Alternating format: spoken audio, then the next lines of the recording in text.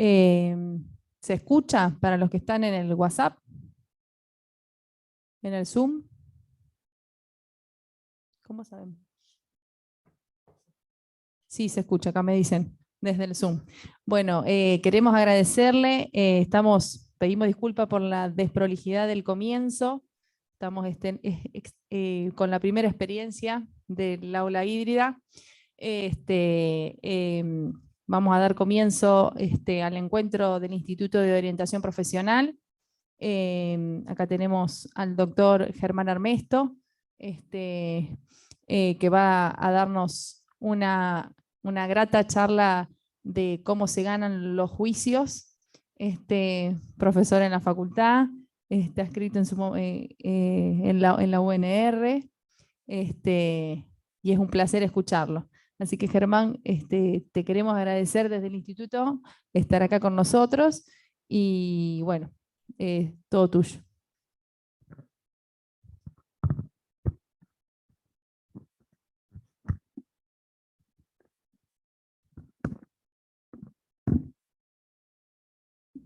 Bueno, buenas tardes a todos, a los que están presentes y a los que están vía virtual por Zoom. Bueno, en primer lugar quiero agradecer al instituto haberme invitado. Para mí me es muy grato estar acá. Es una cosa que disfruto de hacer y que por eso me siento muy agradecido de estar frente a los que están presentes y a los que están también vía online siguiendo esta charla, y que espero que cumpla las expectativas que tienen cada uno en miras a seguir esta transmisión. El objeto de esta charla es justamente mezclar un poco algunas experiencias personales en mi vida profesional con algunas recomendaciones, algunas cuestiones a tener en cuenta en esto de lo que es ser un abogado litigante. A modo de introducción, uno cuando empieza la carrera de Derecho y dicen, bueno, dura 6 años, ¿cuánto dura? Y la pregunta de cuánto dura la carrera de Derecho la respuesta es muy sencilla, es toda la vida, no es esos 6 años que uno está cursando la carrera, sino que hasta que deja de ejercer, incluso después de dejar de ejercer, puede seguir uno aprendiendo y siguiéndose inevitablemente con la necesidad de seguir formándose también, y por supuesto que gran parte del aprendizaje está dado por la práctica, ¿no? Que es una cuestión muy trascendental. La profesión de abogado es muy compleja y trascendental como para dejarla a su formación solamente a las facultades de Derecho o las universidades. Tampoco se puede pretender aprenderla en forma inorgánica en el ejercicio profesional, sino que, digamos, tiene que haber inevitablemente un punto intermedio, y bueno, y en este sentido toma un importante valor, por ejemplo, los institutos del Colegio de Abogados que generan este tipo de encuentros y charlas que generan que algunos abogados que tienen algún camino más recorrido puedan compartir su experiencia o su saber y entender, que pueden ayudar a los abogados, digamos, que están haciendo sus primeras armas, o también abogados que veían de una forma la forma de resolver un conflicto o una determinada situación y dicen, bueno, también se puede resolver de otra forma, o se puede ver algunas cuestiones que no estamos teniendo en cuenta. Eso se enriquece en el día a día cuando tenemos charlas entre colegas, así que por eso es importante y trascendental. Creo que celebro la necesaria existencia de este tipo de institutos, de todas las materias, en especial. Creo que es muy trascendental y bueno, merece ser aplaudido el trabajo que se toman los integrantes en llevarlo adelante. Bueno, uno cuando sale de la facultad pareciera que hubiera dos ramas, ¿no? Que están los que se quedan en la facultad haciendo ciencia, lo cual es muy importante, y los que salen a ejercer la profesión. Y parece que hubiera una especie de que una cosa o la otra son dos cosas diferentes. Y son opciones, incluso hay gente que también ejerce la profesión y también da clases o investiga. No necesariamente el abogado únicamente es el abogado litigante, porque puede trabajar en el Poder Judicial, federal o provincial, puede asesorar empresas y no litigar, hacer contratos, ser legislador, ser asesor de algún organismo público o privado.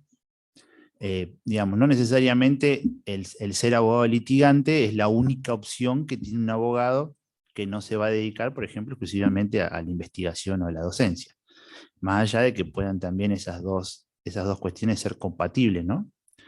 Pero, digamos, no es la única opción. Pero bueno, en el caso de querer ser un abogado litigante, no basta con conocer algo de derecho, que es lo que uno aprende en la facultad, sino que requiere no solo haber transitado muchísimos y penosos caminos para lograr decir, bueno, soy un abogado litigante, sino que también estar interesado y además tiene que gustarle mucho a uno hacerlo, porque realmente es una labor que requiere muchísimo esfuerzo y muchísimo fuerza personal para poder llevar adelante este tipo de, digamos, de actuación profesional, ¿no?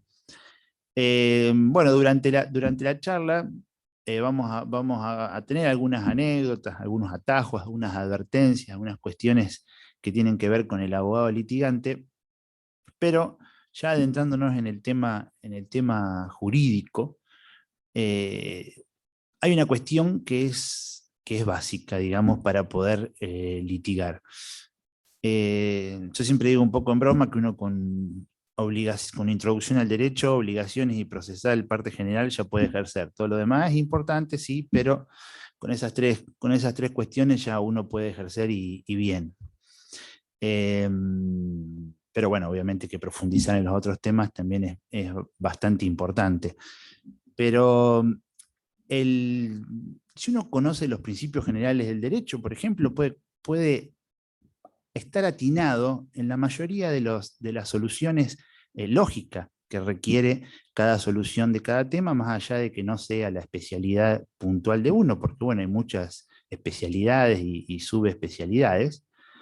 Entonces, conocer los principios generales del derecho, por ejemplo, ya es una ayuda muy grande. Los vicios de los actos jurídicos, digamos, son temas que son esenciales, básicos y trascendentales, manejarlos en forma solvente, porque si no partimos de esa base, no se puede realmente entender el derecho en forma, sea la materia que sea. O sea, si no entendemos lo que es el abuso del derecho, la buena fe, los principios de los contratos, respetar la palabra, digamos, cuando un contrato tiene alguna cuestión que hace que no funcione. Después todos los demás es leer una norma y digamos, interpretarla.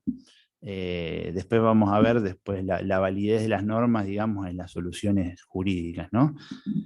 Pero bueno, eso es muy importante, conocer la base. La base de todo es eso, son los principios generales del derecho y algunas cuestiones sobre actos jurídicos, como decía yo.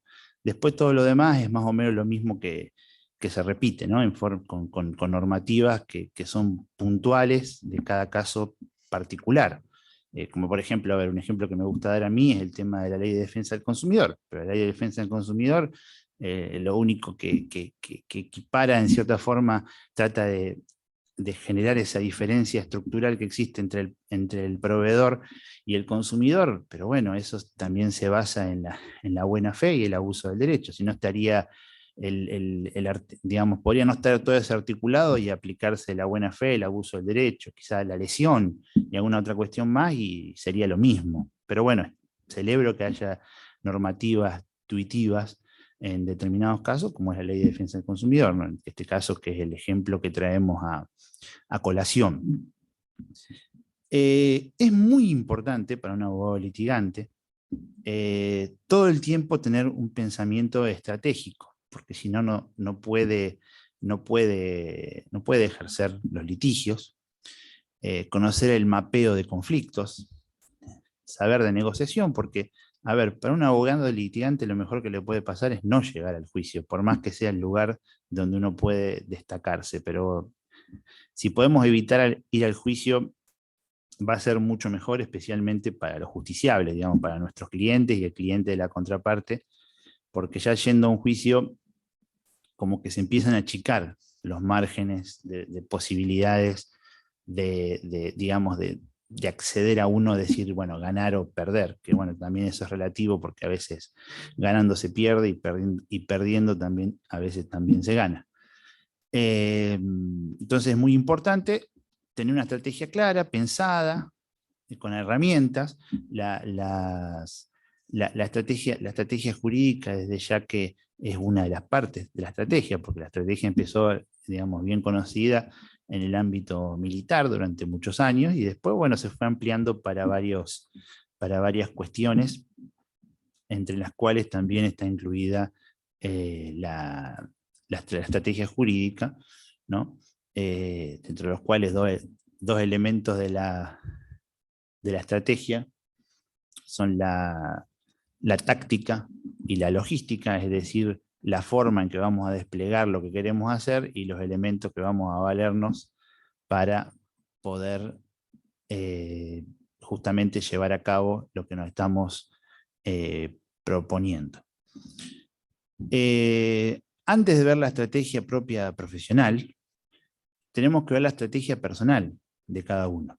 Hoy en la actualidad el ejercicio de la profesión es un ejercicio complejo, es un ejercicio complejo en el cual, si bien no es lo esencial ganarse la vida con la profesión, pero bueno, es un objetivo último de todos, porque bueno, las cuentas hay que pagarlo y hay que, digamos, poder lograr vivir de esto, que es lo único que sabemos hacer, al fin y al cabo no sabemos hacer otra cosa. Pero bueno, no tiene que ser el fin último. Si uno trabaja y hace muchas cosas y se mueve, después lo otro es como una rueda que se va dando sola. Si estás pensando única y exclusivamente en lo que vas a cobrar, no sos un abogado, sos un mercader del derecho, lo cual yo no comulgo con esa forma de ser. Como que decía, en la estrategia personal muchas veces están las quejas de decir, bueno, no me alcanza con lo que estoy ejerciendo. Obviamente los primeros años no va a alcanzar, o sea, no va a andar, porque bueno, es un proceso que se tiene que dar, tampoco uno está preparado para poder ejercer el derecho al 100%, porque vuelvo a repetir, la facultad no termina de darte el 100% de lo que necesitas para ejercer, menos para litigar todavía. Entonces la estrategia tiene que ver que uno qué quiere hacer. Por ejemplo, si uno camina por acá más o menos 20 cuadras, está el río. El río es una cosa muy importante para Rosario, y yo no sé cuántos abogados especialistas en derecho a la navegación hay en Rosario y pueden litigar con solvencia en derecho a la navegación. Son temas complejos, son temas que tienen una lógica específica, digamos, y la verdad que no hay tantos especialistas en eso. Después, si caminamos unos cuantos kilómetros hacia el otro lado, empieza el campo. No sé cuántos abogados especialistas verdaderos en derecho agrario hay en Rosario.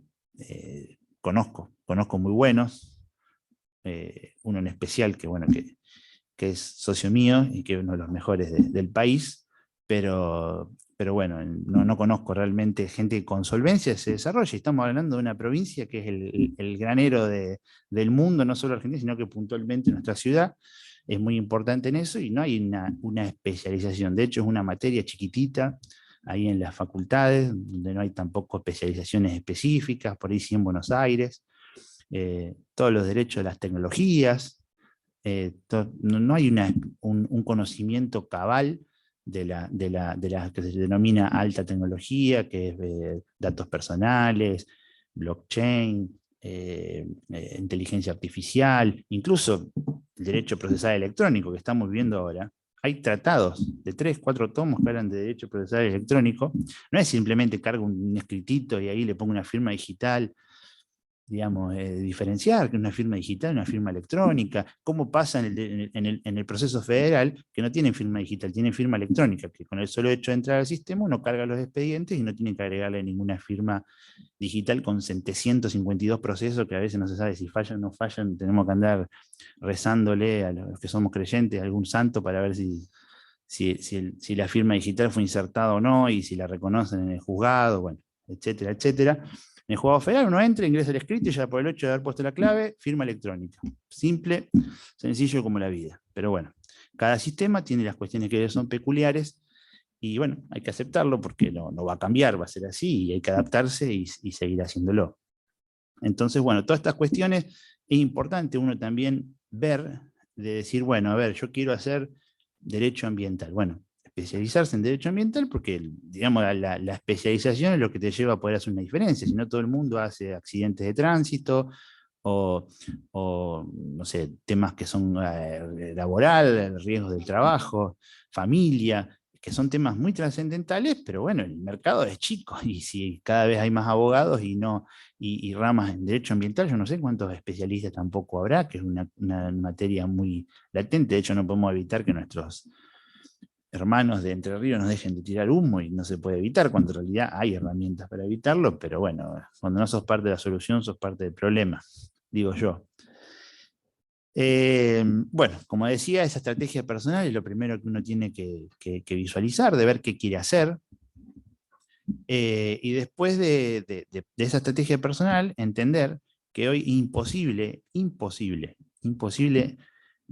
ser un abogado litigante con una pretensión mínima de tener éxito en litigios complejos. No estamos hablando de un choque de atrás, que también no quiero desmerecerlo, pero bueno, es una cuestión más sencillita, con una pericia, un par de presupuestos, algún testigo y ya estamos, y que se soluciona mucho antes de la sentencia, porque convengamos que también hay compañías de seguro que saben acudir enseguida por lo general, así que, digamos, son cuestiones a tener en cuenta, no son reglas generales, sino que son cuestiones a tener en cuenta. Pero manejar la lógica jurídica es esencial, y eso se estudia, no es que uno va pasando los años y lo va haciendo. Una cosa que inevitablemente hay que estudiarlo.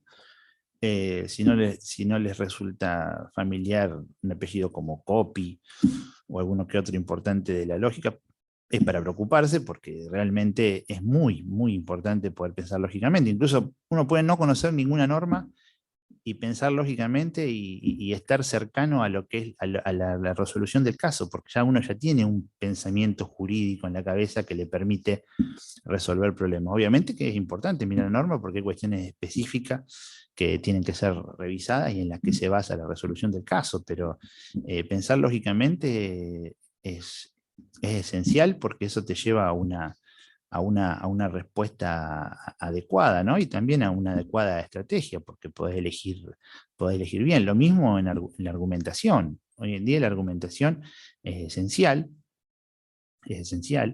más cuando estamos a un proceso proceso relativo de ir hacia el juicio oral en materia civil. En materia penal está mucho más desarrollado, porque bueno, lo único importante es el juicio oral. Todo lo que pasó antes y no pasó en el juicio oral no es importante, lo cual me parece perfecto. No hemos llegado a lo ideal, que a mi modo de ver, para un abogado litigante sería muy bueno que ya hubiera juicios por jurado, pero no solamente en materia penal, porque parece que lo único importante son los litigios penales, y si hubiera juicios por jurado en materia civil, uno podría lucirse mucho más como abogado litigante con las herramientas que tiene y la experiencia, pero bueno, obviamente que requeriría otra lógica de aprendizaje también, porque con las herramientas que uno sabe de la facultad no alcanza para enfrentar un juicio oral. Y los juicios orales que hay en materia civil, los de responsabilidad contractual, que ya vienen hace unos cuantos años dándose, son dentro de todo bastante orales, no del todo orales, porque en la audiencia lo único que hay la producción de la prueba testimonial y absolución de posiciones, y después el alegato oral. Todo lo demás fue escrito, y la contestación de demanda y demanda no fueron por escrito, así que una oralidad media, y después esa cuestión que venimos viendo hace unos años en distrito y en circuito, donde hay un sistema de oralidad que no sé qué tiene de oralidad, porque la demanda se presenta por escrito, se contesta por escrito, la prueba se ofrece por escrito, la prueba se provee por escrito, se presenta todo por escrito y después en la audiencia simplemente hay una solución de posición y testimonial cuando las hay, y por lo general te sugieren que estaría bueno que presente el alegato por escrito para que no demore tanto tiempo. Pero como decía, no termina siendo un juicio oral. Sería bueno porque habría una inmediación mucho más cercana, daría posibilidad de poder trabajar mejor, y además de tener el juez podría tener una sola audiencia toda la resolución del caso y en 1 o 2 días resolver porque ya escuchó todo, o ver simplemente un video de nuevo y ya resolver. Bueno, es un simple comentario de lo que debería mejorar, obviamente, un juicio totalmente oral, y por supuesto que por jurados, obviamente que habría que haber una organización judicial distinta, pero sería muy bueno y permitiría a los abogados también lucirnos más y obligaría también a mejorarnos más y no estar en esa zona de confort de los escritos que uno los puede hacer pensando. En cambio, cuando uno está en la oralidad hay que actuar espontáneamente y en ese momento ahí es cuando juega mucho la preparación del caso, la preparación personal y bueno, y cómo se vayan dando las pruebas, ¿no? Como decía, tenemos que, y fíjense cómo a veces la tecnología parece que avanza y en realidad retrocede. ¿Por qué digo eso? Porque en la antigüedad, o sea, no tanta antigüedad, estoy hablando de 150 años atrás, teníamos que la norma se interpretaba tal cual como era, la vieja escuela de la exégesis, la norma, se interpreta la norma tal cual como es decir, con un deductivismo silogístico, es decir, 2 premisas, un solo resultado, casi matemático, casi esto es así, se aplica así y nada más. Bueno, lo que se pretende con el blockchain, justamente, incluso hay muchos proyectos de blockchain para resolver alguna clase de juicios, lo cual no me parece bueno, porque, a ver, si bien la justicia humana es más de seguridad jurídica que de justicia, porque, digamos, decide una persona en particular. De hecho, nosotros acá en Rosario, depende del juzgado que toque, va a ser una interpretación distinta, tanto del Código Procesal como de las normas en cuestión, cuando las interpretan. Y entonces, digamos, uno está supeditado a muchísimas posibilidades, incluso de acuerdo al juzgado que toque, tener un resultado diferente que se hubiera tocado en otro. Eso obviamente toca por sorteo y uno no lo puede elegir, pero sí tiene que adecuarse y ser consciente y conocer incluso cuáles son las posiciones de cada juzgado en cada tema, porque eso va a definir si requiere ser por ahí resuelto antes o transado un tema que quizás no era para llegar a sentencia, pero bueno, si el resultado va a ser adverso y no sé si convendría por ahí llegar a la Cámara o a la Corte, uno a veces tiene que elegir ese tipo, y eso es parte de la estrategia, ¿no? Y parte de la estrategia es conocer cada juzgado qué posición tiene en cada cosa, ¿no? Entonces, con las nuevas tecnologías, lo que busca es mecanizarse lo mismo que era antes, o sea, es decir, si alguien mata, un homicidio simple, una persona mata a otra de 8 a 25 años, bueno, como la mató de determinada forma, 15. O sea, quizá habría que ver si corresponde, si hay beneficio de la duda, si hay alguna causal digamos, que le dé al tipo legal un antecedente negativo que haga que no llegue al resultado, digamos, y eso yo no, tengo mis dudas si la inteligencia artificial lo puede hacer de la misma forma que un humano, que justamente el humano también se puede equivocar, pero todavía sigo prefiriendo que lo decida las personas que se designan para ser juez y que la Constitución las avala en sus decisiones. Entonces, como decía, a contramano de esto que estoy diciendo, la reforma del Código Civil dio mucho más tipos abiertos, lo empezó a regir a partir del 1 de agosto de 2015, Además, hoy se cumplen 7 años del Código Civil, feliz cumpleaños, todavía soy chiquito. Todavía es bastante menor. Yo tenía un compañero del estudio que recién se había integrado que decía, ahora cambió el código, voy a hacerme un seguro de mala praxis porque estoy preocupado. Y yo le decía, pero no te preocupes, si muchos abogados no conocían el anterior, se van a preocupar que no conocen el de ahora. Nadie puede conocer todas las normas. Entonces, digamos, le iremos haciendo cursos, iremos leyéndolo y iremos viéndolo, pero es igual para todos, salvo para los que lo redactaron eventualmente, pero no creo que haya mucho cambio. No conocíamos bien el anterior, no conocer bien el nuevo tampoco era mucha diferencia. Pero bueno, dio muchos más tipos abiertos, le dio muchas más facultades a los jueces de interpretar. Eso es bueno y es malo, depende para el lado que salga.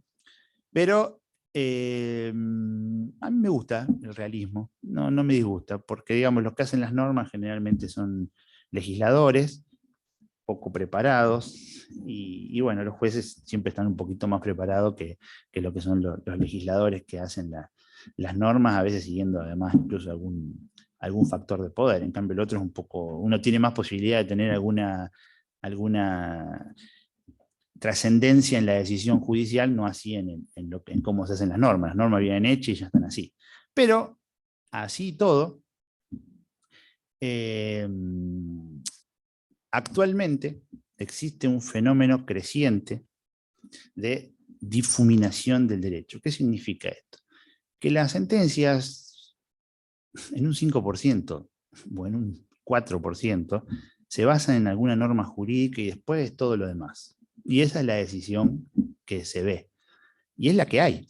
Es decir, las normas terminan siendo un pedacito, un puntito de partida, algo que está ahí, un adornito, que está ahí en las sentencias. Y esto llevado a una graficación, digamos, de cómo se da la situación, es que los abogados litigantes, en todo tipo de juicios, ¿no? En los más simples, vamos por una cornisa y de golpe baja la niebla y bueno, y ahí están los derechos de la gente, ¿no? Y después saldrá lo que saldrá, bueno, se apelará o no se apelará, haremos todos nuestros esfuerzos para ver si vemos la niebla o no, pero bueno, los procesos son eso. ¿Por qué? Porque es un fenómeno que existe. Entonces, por eso les digo que es muy importante que estudien argumentación y retórica, porque es esencial para poder ejercer. Si no puede convencer, no va a poder, por más razón que tenga, porque en los juicios generalmente gana el que tiene razón, pero bueno, si a veces no puede probar o no puede convencer, lo va a terminar perdiendo.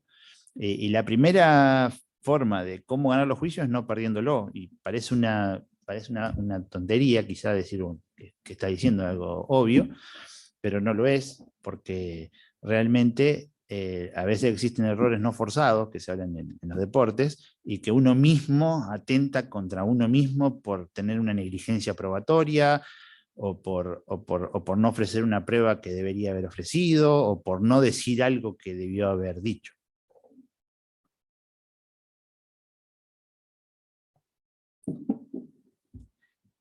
Bueno, entonces vemos que el litigio es algo complejo, algo que no es sencillo, que requiere de muchísima preparación, ¿no?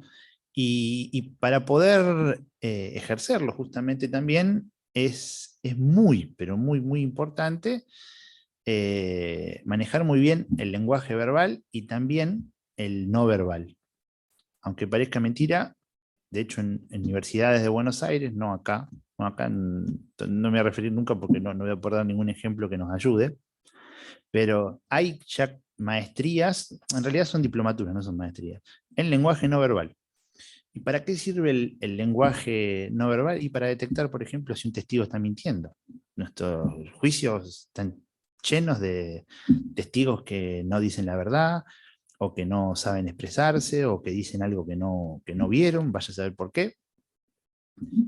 Y la forma de detectarlos es viéndolo cómo se mueven las señas del cuerpo. Habla, aunque uno no se dé cuenta, el cuerpo habla mucho, y si uno sabe, ni siquiera saber en especialización el lenguaje no verbal, sino algunos pequeños tips, bastan para detectar solamente con el lenguaje no verbal, más allá de la habilidad para la pregunta y la repregunta del testigo, por ejemplo, porque en la absolución de posiciones pueden mentir y no, digamos, la Constitución te avala, nadie puede declarar contra sí mismo, pero el testigo sí está obligado a decir la verdad, y por más preparado que esté, si uno maneja, por ejemplo, el lenguaje no verbal, va a poder darse cuenta ya desde el vamos, de la primera pregunta, que está nervioso, que está haciendo determinadas señas que lo delatan claramente como un testigo que está faltando la verdad.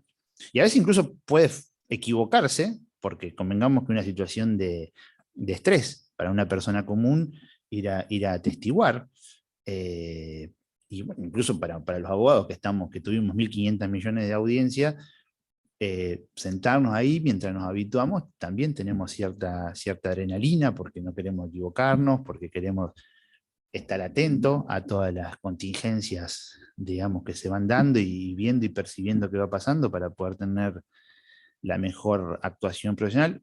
Un tip que lo aprendí de un gran orador, que es el cuerpo, cuando uno está frente a una disertación o frente a una audiencia, empieza a entrar un poco en colapso porque la adrenalina te empieza a hacer latir más fuerte el corazón. Bueno, tomar un vaso de agua, el cuerpo siente y dice, no me estoy muriendo, no me está pasando nada, está todo bien. Entonces no tomo un vaso de agua y el cuerpo capta ese mensaje y se calma, se siente más, porque está uno y después el cuerpo que a veces le juega malas pasadas, digamos, que como pasaba en los exámenes, cuando estábamos, que te juega una mala pasada por ahí y podés saber y te anulás. No, nunca me pasó.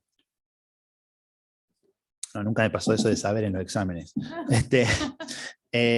No. Entonces, bueno, como les decía, es muy importante, digamos, tener en cuenta estas cuestiones a la hora fíjense que ya es importante saber de lógica, es importante saber de retórica y argumentación, es importante saber de lenguaje no verbal, es importante saber cómo se sabe del lenguaje verbal, un poco con práctica y un poco. Si uno leyó mucho, va a tener muchos más elementos y palabras para poder hablar, y si uno leyó poco, no cuestiones de derecho, cualquier cosa, puede ser el diario, puede ser una revista de interés general. Mientras uno más se culturalice, más posibilidades de poder tener mayor amplitud de hablar y de tener mejor vocabulario para hacerse entender, porque uno tiene que pensar claro para poder hablar claro y poder transmitir el mensaje, principalmente en este caso el juez, el día que haya jurado, a los jurados, ¿no? También decimos mucho a eso. Incluso tenemos muchos, a veces cuando estábamos haciendo los presenciales, que teníamos ronda de a ver de cómo poníamos las poses, las manos, la postura, cómo nos dirigíamos al otro, ¿no? Para ir distinguiendo con el lenguaje no verbal, por ejemplo, cuando veníamos, no sé, suponete por una sucesión de hermanos que no se pueden ver, vos ya te dabas cuenta en la forma en que cada uno entraba en la sala, cómo podías abordar esa situación, porque no podés siempre encararlo de la misma manera. Es como decía vos, Germán, por ejemplo, vos llegás y ves si el testigo está nervioso, está con el celular, o empieza a ver la hora porque se quiere ir. Bueno, no es lo mismo que una persona que está tranquila y que parece que puede disponer de su tiempo. Entonces no es la misma manera en que vas a abordar esas cuestiones. Y hoy en día, como bien vos decís, se estudia mucho y cada vez se hace más, refuerza la idea de analizar todo el contexto y no solamente a la persona en sí misma, sino tener en cuenta todo. Por eso también la forma en que uno dispone, en que entrevista a la persona, bueno. Claro, o sea, el tema de las entrevistas particulares, entonces, si es necesario sacar una parte a la otra, saber leerlo, digamos, el entre líneas. Exacto, todas esas cosas que dicen claramente abonan a lo que venimos sosteniendo. Incluso cuando uno está haciendo el alegato, no es lo mismo estar haciendo el alegato así y leyendo, nunca se puede leer. Yo tengo una ayuda a memoria simplemente del temario, pero leer es algo que distrae, uno tiene que ir preparado, y uno de los elementos también esenciales del abogado litigante es la memoria, pero no para estudiar de memoria, sino para aprenderse lo que va a decir, poder tenerlo ordenado en la cabeza y, digamos, ir con una cuestión solvente, porque si yo estoy bajando la vista cada rato, lo estoy distrayendo, me están escuchando, no sé, en un tribunal colegiado 3 jueces, están escuchándome, y yo voy a estar a cada rato a ver, leyéndoles algo, lo que fuera, leer un fallo no tiene sentido si van a fallar como quieran, digamos. El fallo tanto de San Juan no tiene importancia. Tiene que decir, esto es así por esto, esto, y esto es así por esto, esto y esto. Digamos, citar un fallo en un alegato oral, casi una afrenta, digamos. No sé, o citar un autor porque Borda, que parezco viejo, no nombro ninguno nuevo, estoy nombrando uno que está el hijo dando vueltas por ahí, Guillermo, pero no sé, por decir, a ver, nuevos doctrinarios locales, Iglesias o Hernández, no sé, hablar de por algunos civilistas, Nadalini, de civilistas importantes de nuestra ciudad, pero la verdad es que no tiene mucho sentido. Uno tiene que justamente, primero, ir por su camino y después también romper los argumentos de la contraparte, porque la argumentación no es más pasiva que activa, es decir, es más de romper el argumento del otro que de generar el propio. El propio ya está establecido en la demanda o en la contestación de demanda, y lo que uno tiene que buscar es demostrar que lo de los demás son palabras y lo tuyo son hechos que estás probando, ¿no? Y que siempre los hechos están por encima de las palabras, por más que uno lo esté diciendo con palabras, ¿no? Por eso, bueno, como decía, también es muy importante la formación. No es formación de ir a estudiar psicología, sino tomar algunas lecturas de psicología forense, de ver cómo piensa el delincuente, cómo piensa el testigo, cómo piensan las personas y qué lo lleva a mentir o a decir de una forma u otra, leer entre líneas a ver qué dijo, como para la repregunta. Por ejemplo, en los juicios penales hoy en día, esto es muy fácil porque hay todo un mecanismo establecido en el mismo código de procedimientos que establece cómo son las preguntas, cómo son las repreguntas, cómo son las repreguntas de las repreguntas, de la forma que se puede hacer. En ese mismo momento uno puede objetar la pregunta que está haciendo porque está diciendo, bueno, le está diciendo cuál es la respuesta. Entonces, bueno, el juez resuelve en el momento, es algo muy dinámico, muy, muy lindo para uno, no para el que está imputado. Pero realmente es muy dinámico. Ojalá los juicios civiles sean así, agregando, por supuesto, los jurados. Bueno, de hecho, hoy empieza a regir los juicios por jurado en las faltas municipales.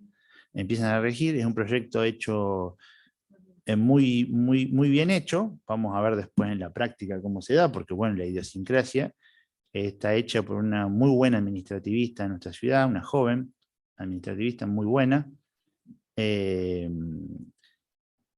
bueno, creo por eso le tengo mucha fe, porque está hecho por gente muy capaz. Y bueno, esperemos que funcione, porque antes uno cuando tenía una falta municipal no tenía derecho de defensa. Digamos, uno iban así y te decían, bueno, pagá la multa y si no la pagaste, ejecutamos más o menos. Bueno, ahora pareciera que va a haber alguna garantía, pero bueno, vamos a ver cómo se implementa eso. Esperemos no tener ninguna multa, porque bueno, son bastante onerosas los valores, así que esperemos no pisar ningún paso cebra. Bueno, acá se llaman sendas peatonales.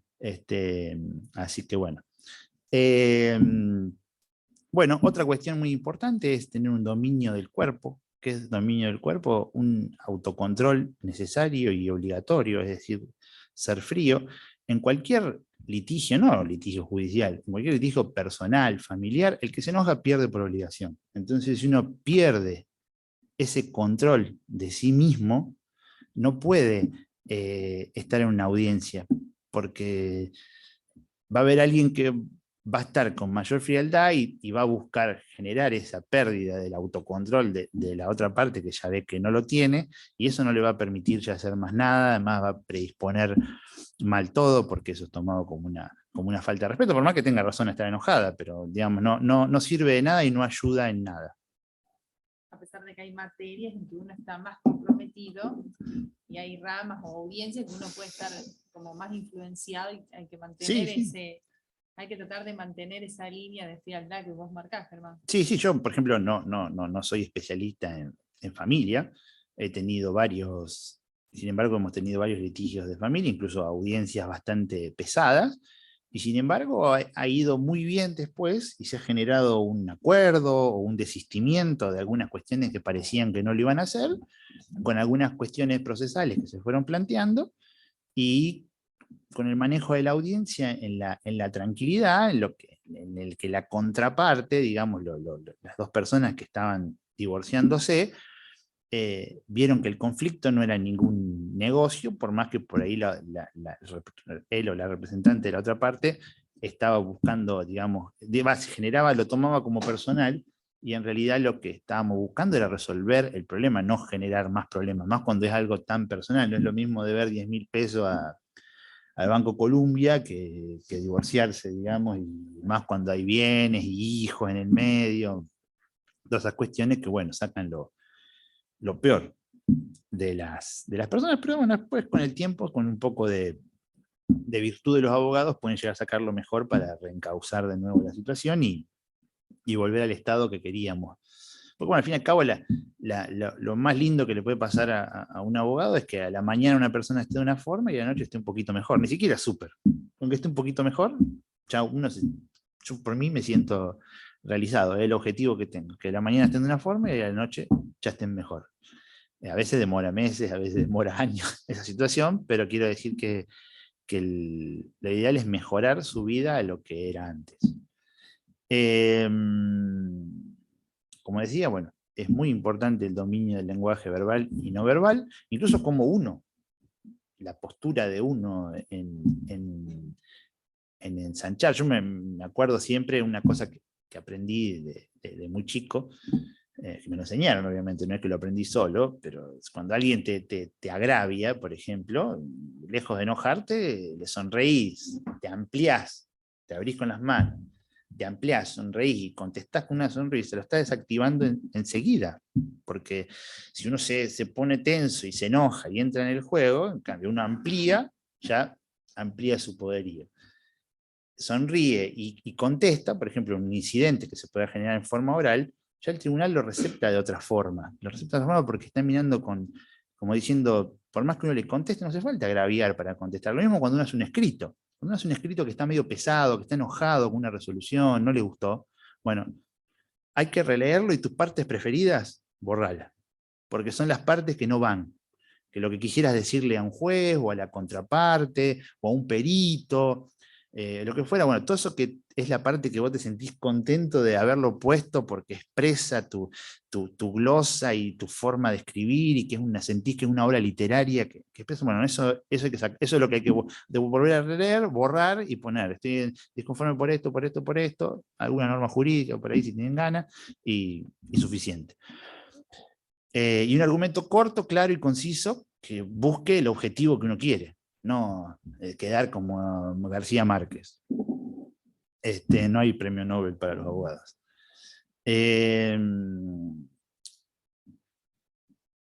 Bueno, yendo puntualmente al ejercicio profesional en esta segunda etapa de la charla, en el segundo módulo,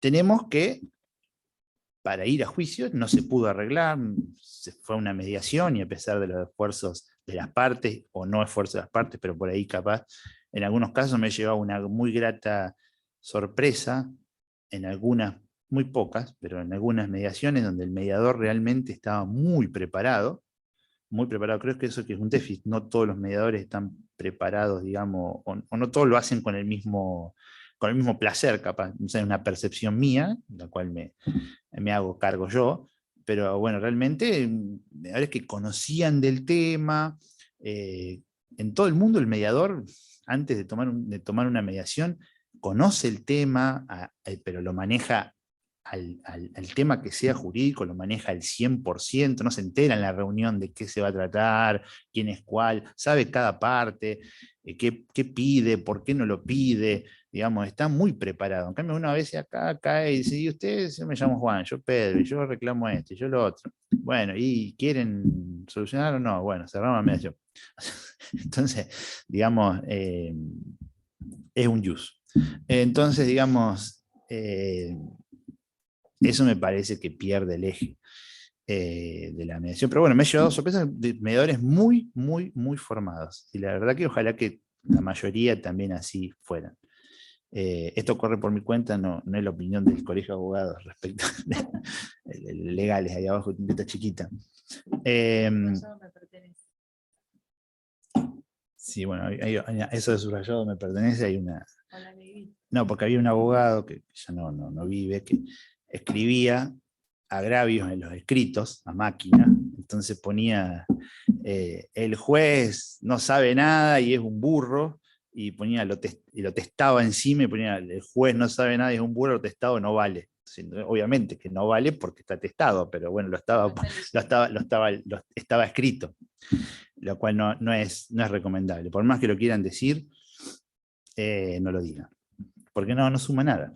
O sea, no va a generar. Si tienen algún problema con un juez, que ven que algo que falló está mal, vayan a las medidas que hay pertinentes para eso.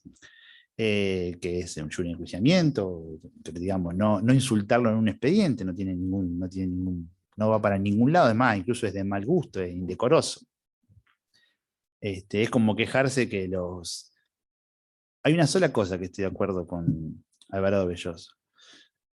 Es que él dice, yo no entiendo los abogados que se quejan por la demora de los jueces, digamos, en fallar, cuando tienen alguna demora, que casi nunca, digamos, si los abogados tienen el pronto despacho. Entonces, si uno tiene el pronto despacho, ¿qué se quejan de las demoras? Y realmente yo he interpuesto pronto despacho, pero ese no tiene sentido, porque uno puede esperar un par de semanas o meses para la sentencia, y entiende que, bueno, que el sistema realmente está un poco colapsado y que, bueno, que a veces hay que esperarlo, y esperar un mes más o un mes menos no cambia nada. Ahora ha mejorado mucho, realmente están más rápidos algunas, pero bueno, vuelvo a repetir, no tiene herramientas, siempre que es el pronto despacho, entre los tres tienen que resolver enseguida, y si no lo hacen, no es una cosa que es así nomás, digamos, es trascendente para el legajo, digamos, de juez, además que no pueden tener tantos pronto despachos tampoco.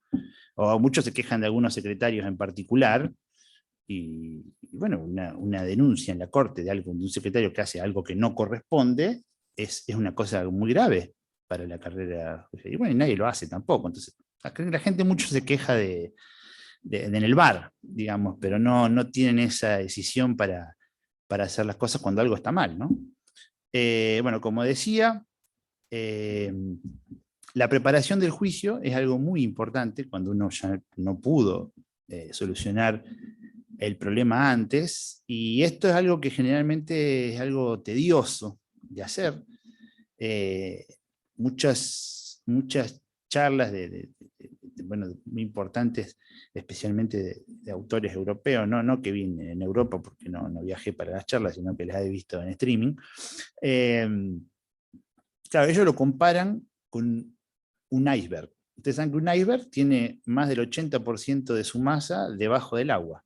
Es decir, que cuando uno presenta la demanda, esa preparación, se ve la demanda, que son 5 o 6 hojitas y alguna documental, pero lo que no se ve es un trabajo muy importante, y es muy importante, porque después no va a haber tiempo. Una vez que se traba la litis, salvo un hecho nuevo, va a ser muy difícil cambiar o morigerar, por más que, bueno, sí, el juicio oral establece un placito ahí, o el de juicio sumarísimo para algunas cuestiones que no hayan sido tratadas, algunas defensas medias sorpresivas ahí, pero no va a haber forma, tiene que ya estar todo determinado, incluso ya uno haber establecido la estrategia necesaria para ver qué es lo que se propone y tener bien claro qué es uno lo que se está proponiendo con el inicio de la demanda, o una medida cautelar, o lo que fuera, de acuerdo a la estrategia que haya elegido, o una medida preparatoria.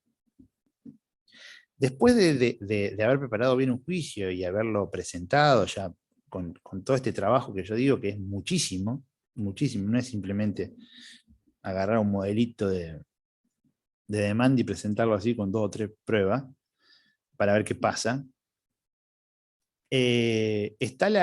Bueno, por supuesto que la contraparte va a contestar la demanda y va a repeler o se va a allanar. La verdad que todos estos años no he visto nunca un allanamiento. Sí, bueno, se han arreglado con el primer decreto, pero allanamiento, si nomás vengo y pago y deposito, no lo he visto casi nunca.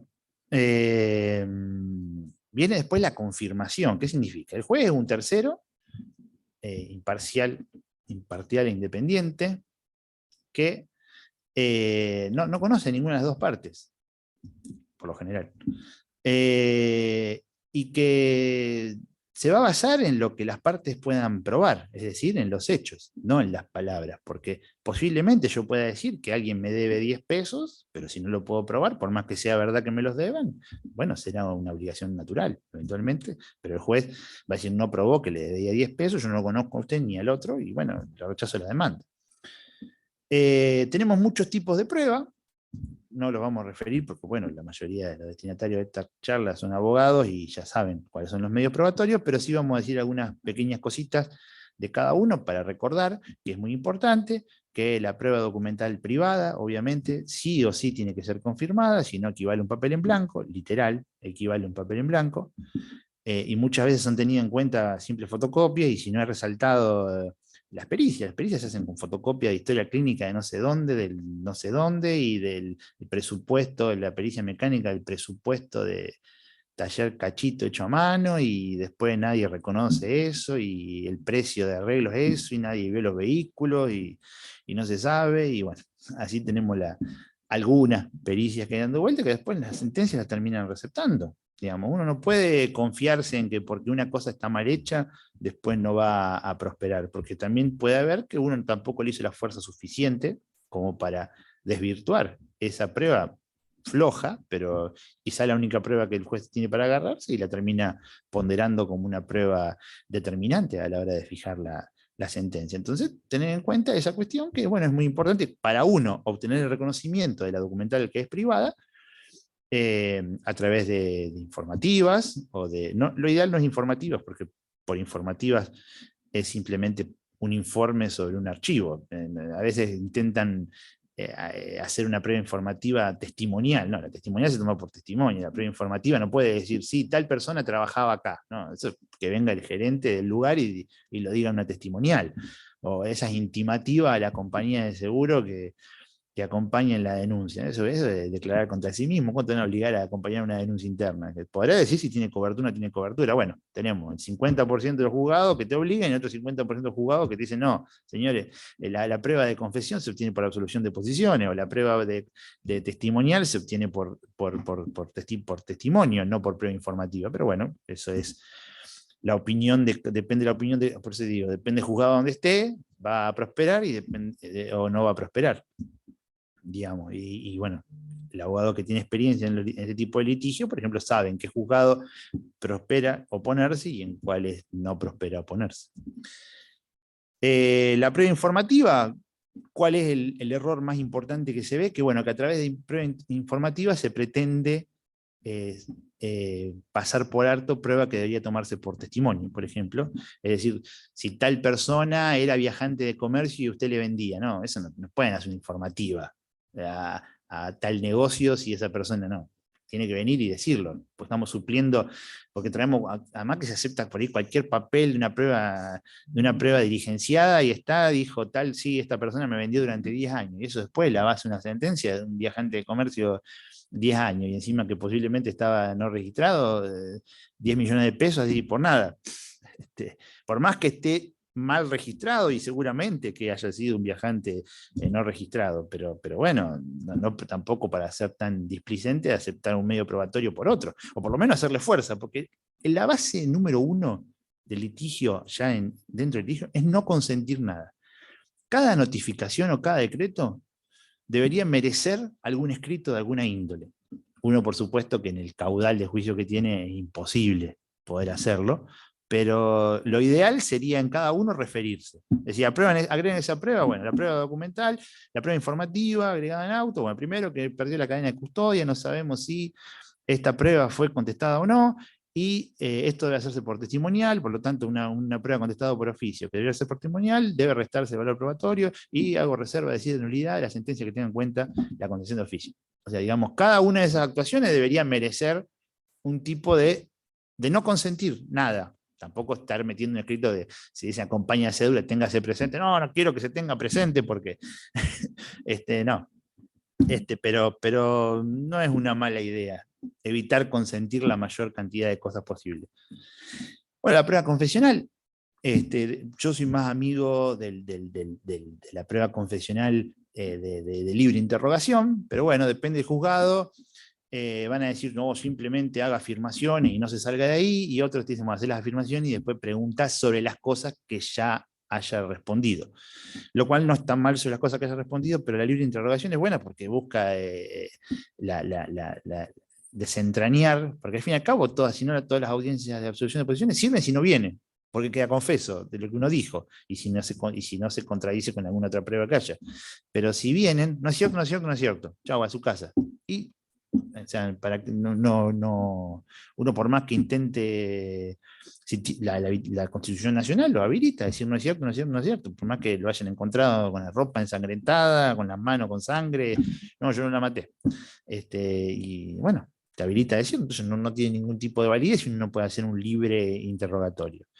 Y lo mismo con los testigos. Los testigos está bien, es bueno que uno no le pueda sugerir la pregunta, pero en el contrainterrogatorio no está mal, como es en penal, por ejemplo, uno poder decir, usted dijo tal cosa, ¿es cierto o no es cierto?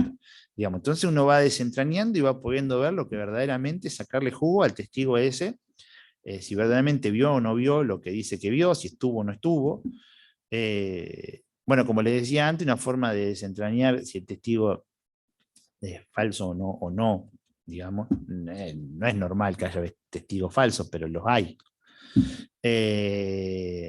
Una cosa simple, por ejemplo, en los casos de accidentes de tránsito, uno agarra, se fija la dirección del testigo y la dirección del actor. Y en muchos casos uno se encuentra haciendo un mapa, porque es muy simple, con Google Maps, pone la dirección del testigo y del actor. Resulta que vive en una cuadra y el accidente pasó a 25. Es una coincidencia impresionante. Pero pasa, esas coincidencias existen, que las hay.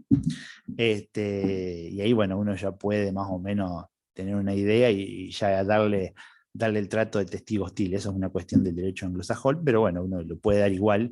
De hecho, hay que ver si el juzgado después te lo permite o no. No lo puedes pedir al trato de testigo hostil, pero sí lo puedes ejercer de hecho y está bueno, pero eso te sirve para darte cuenta. Si vos lo pones en un escrito, en un juzgado no va a tacharlo por el solo hecho de eso, porque puede ser una gran coincidencia. Pero en el alegato uno puede decirlo, o sea, estamos diciendo, mentió por esto, esto y esto, fíjense esto, esto y esto, fíjense en el lenguaje no verbal esto, esto y esto, que es la base de todo. Empezar a convencer, y además justo vive en una cuadra y el accidente pasó a 5 kilómetros del lugar. A mí una vez, el último caso de un testigo que no era, bueno, fue declarado por el juzgado como testigo falso, no quiere decir que sea testigo falso, pero era que dijo, y vivía Ovidio Lago y Boulevard Segui, y entonces dijo que venía de la Florida, de salir de noche, el accidente había sido Buenos Aires y Huerray, y dijo, sí, no, yo agarro todo por el bajo y después voy hasta Boulevard Segui porque me gusta más ir por la costanera. O sea, giraba por Ovidio Lago y llegaba a su casa en 5 minutos, hizo un camino a las 4 de la mañana de 20 horas, y eso me bastó para que valieran más mis testigos por encima del testigo de la contraria, rechazaron la demanda, una demanda de encima de 25 puntos de incapacidad. O sea, el hecho había pasado, pero el actor había pasado el semáforo en rojo y había sido invistente. Que no, con materia de semáforo no es importante si fue invistente o no fue invistente. Bueno, volviendo al tema de las prioridades de paso, depende si te toca los juicios de menor cuantía, la prioridad absoluta, y los juicios de mayor cuantía no es absoluta. Depende cada juzgado, cada juzgado tiene su propio código procesal, su propio código civil, sus propios tratados de derechos humanos, sus propias reglas de Brasilia, bueno, y demás. Tratados y normas de jerarquía constitucional y después todas las que siguen para abajo. Por dar algún ejemplo. Pero hay que tener en cuenta eso, porque al fin y al cabo, si uno está en un juzgado de mayor cuantía, uno va a poder pelear una concurrencia o va a poder saber que se atiene una concurrencia, está en una menor cuantía y el 100%. Entonces, son cuestiones a tener en cuenta. No son reglas generales, pero son cuestiones a tener en cuenta. Bueno, después tenemos la testimonial. La testimonial es una prueba esencial en un juicio como debería ser. Bueno, todo debería ser testimonial casi, porque los reconocimientos de documentos que fueron agregados a la causa tenía que venir cada uno del sumario, no tendría ninguna validez, aunque por más que los sumarios hoy en día son 2 o 3 hojitas, porque un accidente de tránsito, por ejemplo, que hubo lesiones leves, es una denuncia y 2 hojitas más y archívese. No hay toma de rastro, no hay foto de los vehículos, no hay nada, pero que todas las personas en un caso grave, todas esas personas tienen que venir a declarar, el primer policía que fue, la primera ambulancia, el primer médico, si no tendría que tener ninguna validez, porque además que tienen tan mala técnica los organismos policiales y para escribir, redactar o hacer sus apreciaciones, que por ahí escuchándolos verbalmente, el juez puede darse mucho más cuenta de lo que quisieron decir, que tal vez omitieron poner que había una huella de frenada, dicen, no, yo sí había una huella de frenada, y por más que lo hayan omitido en su informe principal, si lo dicen verbalmente ahí, tiene realmente mucha validez y preponderancia, además que el juez lo tiene fresco ahí. Es sencillo, igual que el perito. El perito va y escribe, bueno, así, así, así. Si va y lo dice verbalmente, uno le puede preguntar, ¿pero usted qué quiso decir en esto o lo otro? Es sumamente necesario. Incluso el código establece que si el perito no va a la audiencia oral, podría perder hasta el derecho de cobrar sus honorarios. Y los peritos no van y dejan el juicio así al azar, porque a lo que queda escrito, que por ahí no está redactado de la forma que se pudiera entender a lo que verdaderamente quiso decir, peritos médicos, peritos de cualquier índole, o ingenieros o lo que fuera, y si uno les puede preguntar en ese momento, y digan, mire, responde acá están los 3 jueces, qué es lo que quiso decir con esto, y uno hacerle las preguntas, porque las preguntas son en la audiencia, en los juicios orales son en la audiencia las preguntas, porque ahí se agrega la prueba pericial. No es que yo no pedí, puedo pedir aclaraciones dentro de los 3 días, pero es relevante si lo pedí entre los 3, los 4, los 5, más allá que vamos a encontrar juzgados que te dicen si vos haces no hiciste la pregunta, la dejaste firme, o que hiciste extemporáneamente, pero el momento de agregar la prueba es la audiencia oral. El momento que se agrega al juicio es ahí, por más que esté antes y uno haya podido pedir aclaraciones o lo que fuera. Si no las pide antes, las puede pedir en la audiencia oral igual. Pero bueno, no faltará juzgado que diga que quedó firme porque no se hizo ninguna pregunta. Entonces, bueno, esas son otras cuestiones que hay que tener en cuenta. Lo ideal, dentro de los 3 días, hacer las preguntas que uno quiere hacer. En nuestro sistema la impugnación de pericia no existe.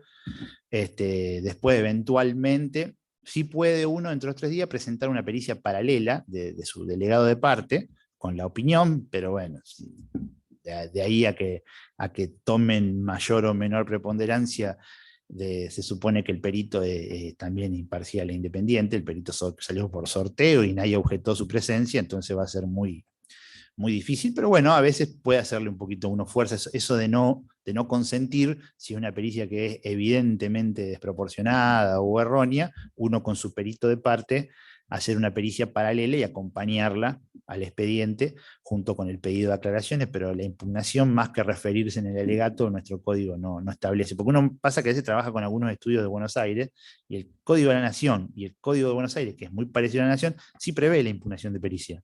Entonces te mandan la impugnación de pericia, y dicen, no, esto no va, lo vamos a perder.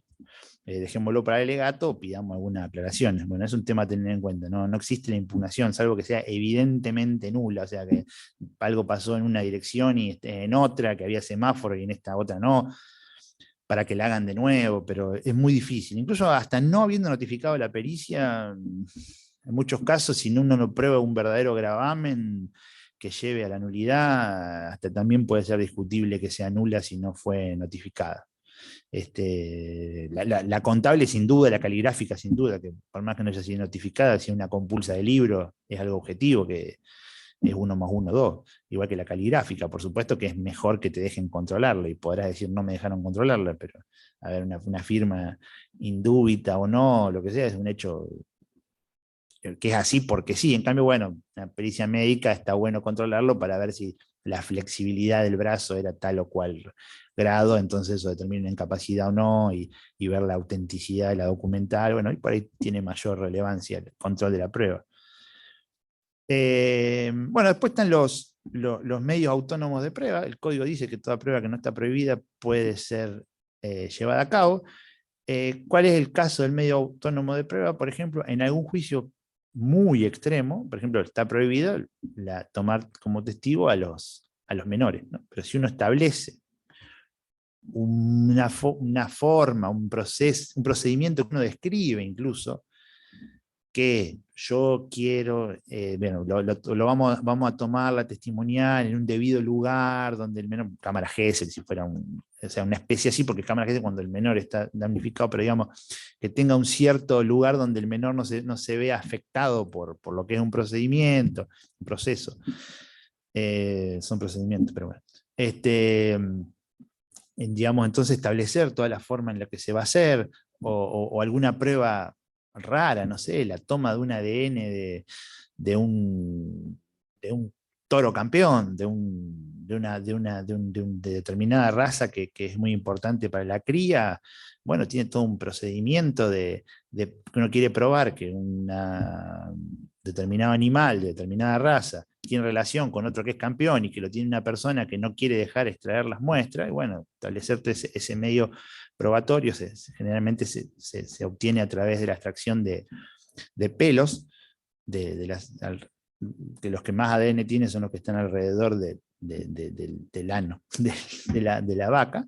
Entonces se establece todo un procedimiento de extracción, de puesta en resguardo para mandar al laboratorio específico de la asociación específica y después ser remitido a Estados Unidos para análisis. Bueno, son medios probatorios que son complejos, y hoy en día también con los nuevos medios probatorios. Ningún código habla de los nuevos medios probatorios, mensajes de WhatsApp, mensajes de texto, correos electrónicos.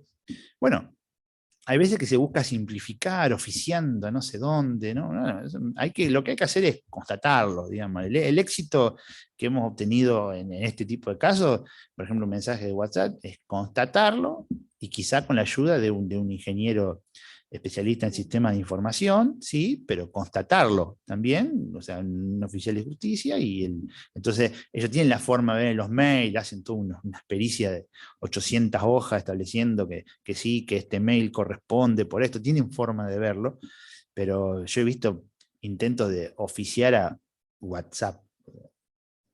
WhatsApp es de Facebook, pero no es de Facebook, y hay un Facebook argentino, pero la sede de WhatsApp queda en Palo Alto, California.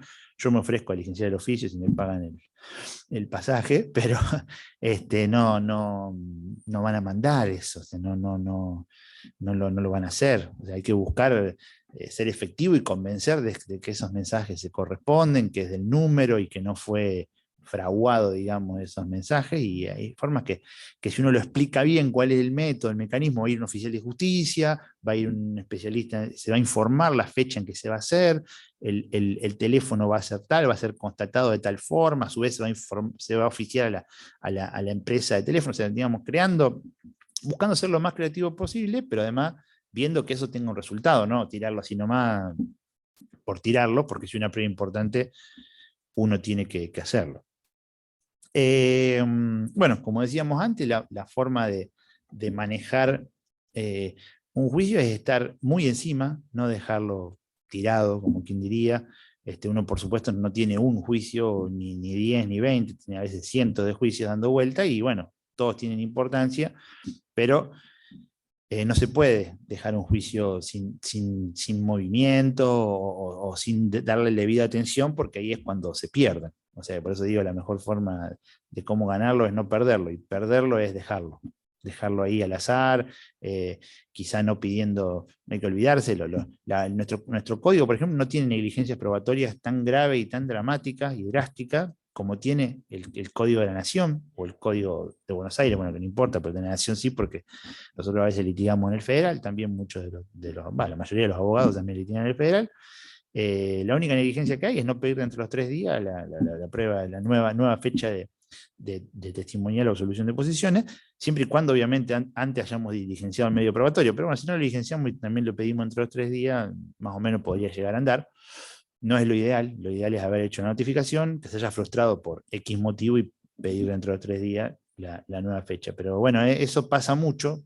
Hoy contesté justamente un incidente sobre eso, pero después nos dejan agregar, incluso habiendo pedido auto para sentencia, si una prueba que ya estaba diligenciada en tiempo y forma, se puede agregar, por más que no se pueda alegar sobre la misma, va a estar y va a ser tenida en cuenta. La absolución de posiciones, el error del incidente de hoy era que se había olvidado de pedir absolución de posiciones porque en el medio se habían hecho los alegatos, entonces quería meter revocatoria al auto para sentencia, y no era tan importante. Si la absolución de posiciones la podés pedir siempre, digamos, la podría haber pedido antes del auto para sentencia y ya se lo hubieran proveído igual, incluso si no lo hubiera hecho entre los 3 días, porque lo relevante es que justamente la absolución de posiciones puede ser pedida en cualquier momento.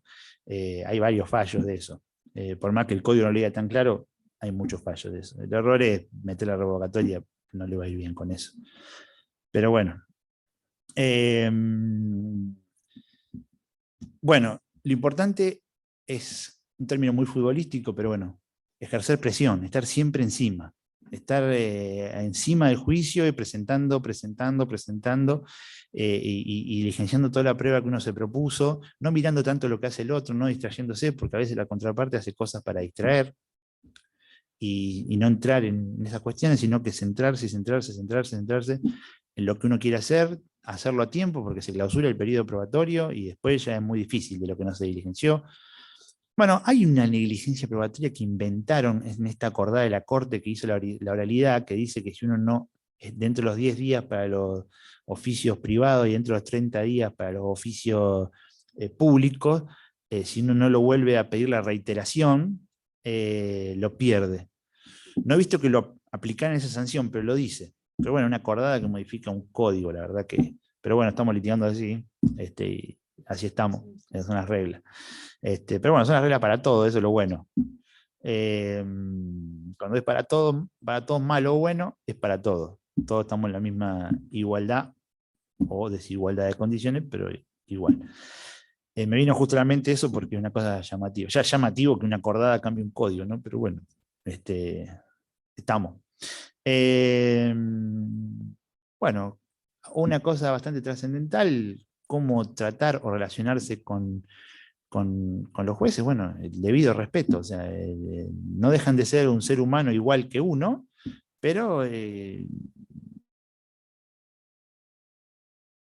con razón para hacerlo, pero digamos, hay que tratarlo, digamos, hay que tratarlo con el debido respeto que merecen, y digamos, el negocio, como quien diría, no para hacerse amigo, porque la verdad que no es irrelevante eso, pero el buen trato predispone mejor, o sea, son seres humanos, al fin y al cabo, entonces hay que tratarlos como tales. Entonces creo que el buen trato, y el buen trato en la mesa de entrada, el buen trato con los secretarios, por más que hayan hecho alguna cosa que está mal o que atrasó las cosas, y bueno, pero es para todos igual, no es que es un problema con uno personal, bueno, a veces sí, pero por lo general es una cuestión que se da así y se resuelve más con buena cara que con mala cara. Y bueno, ya dentro de los últimos 2 puntos tenemos el alegato, que es algo muy importante. Ojalá algún día sea oral, siempre, porque además la oralidad da la garantía de que está grabado. Un alegato que no está grabado es un alegato que vos ves que escribieron, dijo tal cosa, un papelito así chiquitito y toman nota, lo que pusiste vos, lo que dijo el otro, un papelito así de papel Scott, que no se sabe para dónde va. En cambio, cuando está grabado, está grabado. Uno dijo tal cosa, el otro dijo tal otra, y no hay forma de escapar de eso. Y que fuera ante un jurado. Mucho más, está bien, faltan quizá años de idiosincrasia, pero bueno, el que verdaderamente respeta los derechos de las personas es un juicio oral y por jurados. Lo dice la Constitución Nacional, lo dicen los tratados internacionales. Si no, modifiquen la Constitución Nacional, modifiquen los tratados internacionales y bueno, hagamos un juicio escrito de cada uno de su caso, ahora cargando por internet los escritos después de 37 pasos, el sellado, la boleta, el coso, que la firma digital, a ver si está o no está, que tiene un problema, que no tiene un problema, cosas que ni sabemos por qué, y la cargamos y está ahí. Y así no tenga ningún problema, te dicen, no, preséntelo en forma y va una revocatoria con todos los de 300 hojas que le pones, mira, el certificado es tal y tal y tal y tal. Bueno, sí, revóquenlo.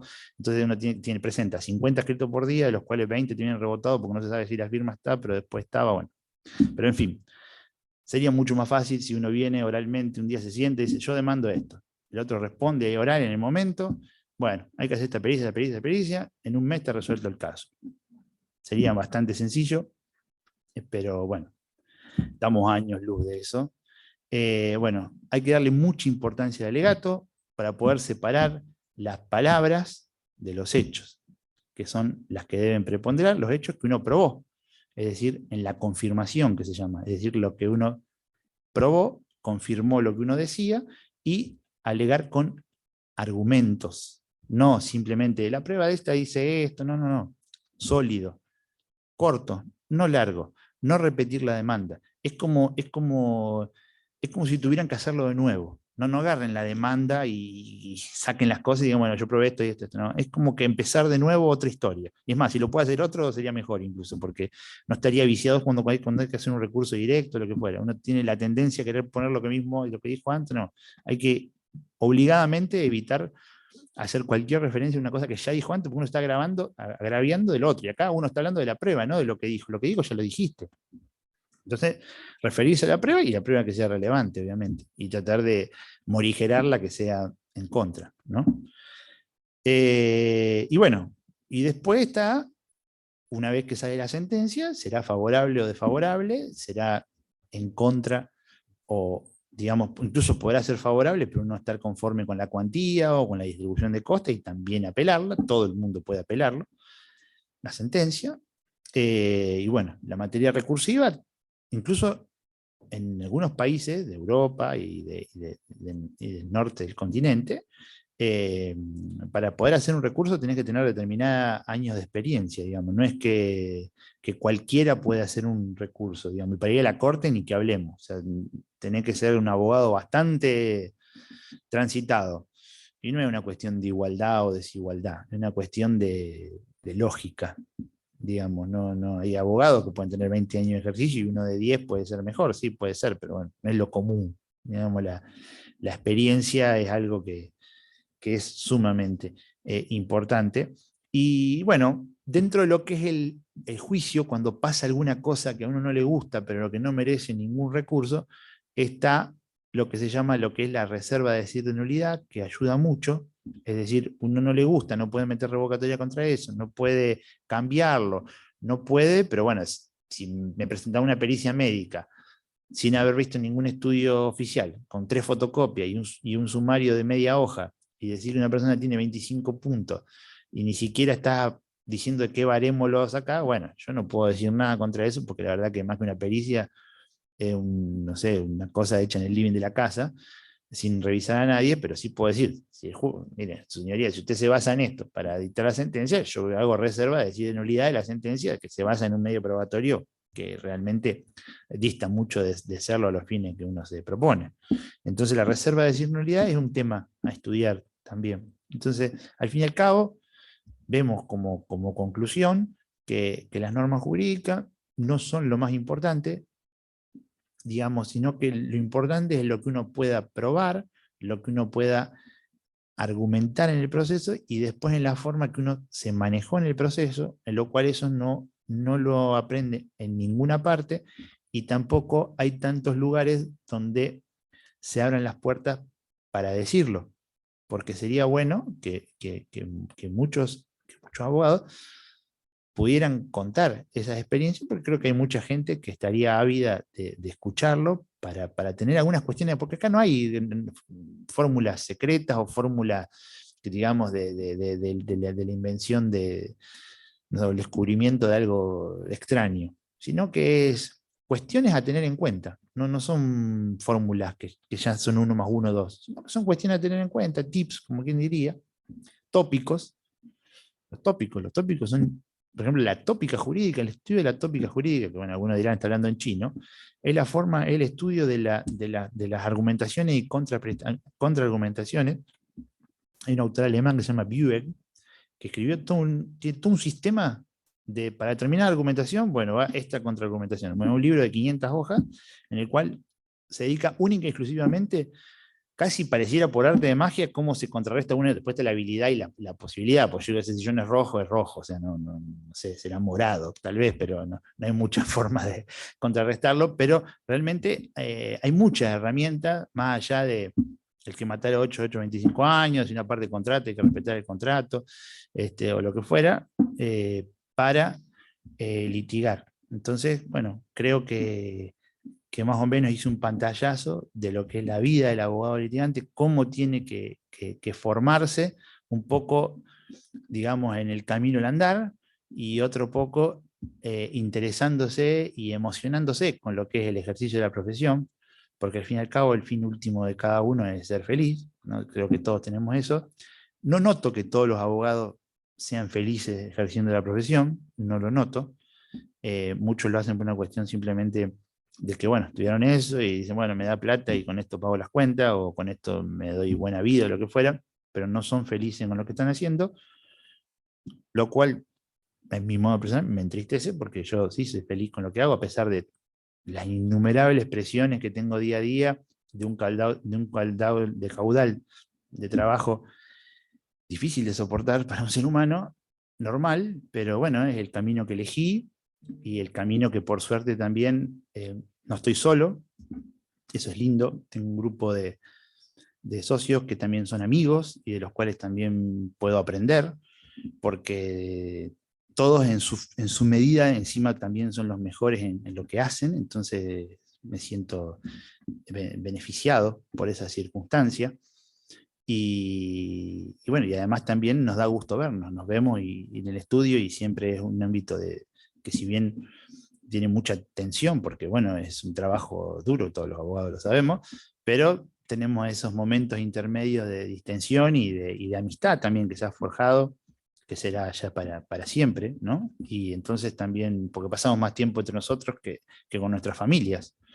A pesar que yo le doy mucha validez a mi familia, a mi hijo, a mi esposa, pero pasamos mucho tiempo y por suerte es muy ameno y así es todo mucho más fácil, porque bueno, la vida del abogado litigante necesariamente es una vida complicada, dura, que incluso hay que estar entrenado hasta físicamente para soportarla y sobrellevarla, porque si no es imposible llevarla adelante. Así que bueno, con esto concluyo, digamos, la charla, agradeciendo la presencia de los que están acá y bueno, los que están también a través del streaming. Y bueno, también a disposición eventualmente algún día si hay que ahondar sobre algún tema en particular, siempre dispuesto, una cosa que a mí me gusta, que la disfruté muchísimo, porque en el enseñar, digamos, yo doy clases desde que tengo 19 años, porque me dieron la posibilidad de hacerlo, algún inconsciente, y siempre aprendí que cuando uno está enseñando, entre comillas, ¿no? o hablando, hay uno que habla y dos que aprenden, digamos, porque yo hoy sé más que cuando vine. ¿Por qué? Porque uno reflexiona lo que está diciendo y se va dando cuenta incluso de cosas que venía haciendo. ¿Por qué? Porque al reflexionarlas, entonces, más allá de lo que ojalá pueda haber enriquecido a los asistentes o los que ven el día de mañana este video grabado o lo que fuera, yo también me vi beneficiado en estar acá. Y no es una frase, sino que es una realidad. Así que bueno, les agradezco mucho a los que están acá y a los que han estado a través del streaming. Bueno, gracias. Bueno, muchas gracias, Germán. Un placer escucharte, como ya lo dije al inicio. Yo lo que no sé es si algunos de los que están conectados por el Zoom hay posibilidad de hacer alguna pregunta, si tienen alguna pregunta para hacer. La pueden hacer por chat, si alguno quiere preguntarle algo al expositor, aprovechando esta oportunidad para ahondar. Yo cuando te escuchaba recién, Germán, respecto al alegato, reflexionaba que el alegato es como la última oportunidad que uno tiene de plantear algo que no dijo en la demanda. Cuando uno dice, bueno, yo particularmente el alegato lo tomo como una de las partes, bueno, todas las partes del proceso son esenciales, pero es como la última chance que uno tiene para replantear la estrategia que ya está planteada, que ya está aprobada, pero de revertir y de argumentar para que después el juez pueda ver cómo lo vimos nosotros, porque si bien el derecho es muy subjetivo, justamente por eso el alegato para mí me parece algo esencial. Allá por los primeros tiempos, que tenía que hacer un alegato bastante importante en un juicio, Después tuve la oportunidad de tener una audiencia, artículo 19, y luego del alegato, antes de la autopresentencia, cuando llaman a la audiencia conciliatoria, y yo ya había presentado el alegato y en el alegato, bueno, yo suelo hacer los hechos de la demanda, los hechos de la contestación de la demanda y las probanzas de una parte y de la otra, y bueno, y al final la conclusión. Y realmente, me dice la colega, realmente, doctora, leí su alegato y es un reflejo realmente de lo que fue siempre coincido, conciso, corto, decir, bueno, a ver, estos fueron los hechos, estos son los hechos controvertidos, acá hubo coincidencia, y ahí probar. Pero yo lo considero así, como que el alegato, tengamos en cuenta que esto, es la última posibilidad, la última herramienta, en decir, bueno, acá antes del juez escuche esto, yo lo veo de esta forma, y bueno, creo que es muy importante en cuanto que ya pasó la prueba y es, reitero, la última posibilidad. De paso agrego que uno en el alegato no tiene que buscar ser muy técnico. Uno tiene que tratar de hablar, con el debido respeto obviamente, como si estuviera sentado en el living de su casa. Yo los mayores éxitos es cuando he estado sentado distendido y hablando despacio, pausado, recalcando puntualmente cuáles son los hechos y que lo de los demás es todo falso. Así ya arrancan mis alegatos, lo que dice la actora o la demandada es falso, y empezar tranquilo como si estuviera en el living de su casa, porque si uno quiere ser muy técnico, empezaré refiriéndome con el debido permiso del tribunal a exponer este alegato de bien probado. No, miren, buenos días, creo que la parte actora, todas las afirmaciones que hacen son falsas, y bueno, empezar un tema por tema, a ahondar, no darle esa, porque si no parece que uno estuviera leyendo y le hace perder el interés, porque uno tiene que generar interés en lo que uno está hablando. Si uno no logra captar el interés, la otra parte se empieza a aburrir y a ir, porque se evade. En cambio, si uno logra prestar la atención, en ese caso del juez o del jurado, si hubiera jurado, uno logra que su argumento llegue más internamente al convencimiento.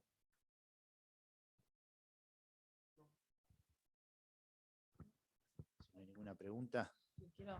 Bueno, si no hay preguntas, le damos por finalizado. Lo que queremos aclarar es que está la posibilidad de emitir el certificado para que le interese la asistencia a la charla, los que están de manera virtual, que nos hagan llegar, o si quieren escribir ahora, si alguno está interesado, así después algunos de los miembros del Instituto de Orientación se contactan con ellos y emitimos el certificado.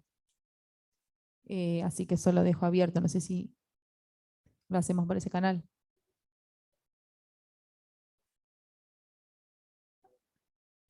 Claro, y si no lo pueden hacer a través del colegio, acá me apunta el doctor. Así que bueno, lo dejan ahora en el Zoom o lo consultan por la mesa de entrada del colegio. Bueno, nuevamente muchas gracias y bueno, que tengan buenas tardes.